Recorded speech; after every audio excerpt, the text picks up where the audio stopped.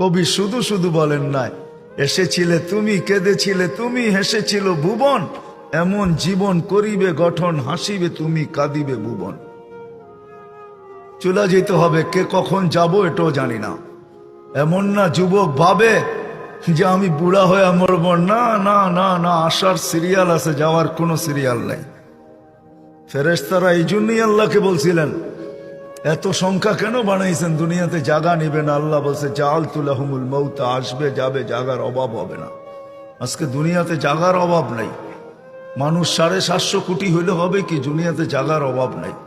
যান দুনিয়া ঘুরতে থাকেন, জায়গার অভাব নাই, জায়গার অভাব হবে না দুনিয়াতে। কে কখন যাব জানি না, নারী কখন যাবে সেও জানে না। সত্য এটাই, চির সত্য এটাই। 1 মিনিটের নাই ভরসা, এটাই সত্য। 1 মিনিটের ভরসা কারো নাই।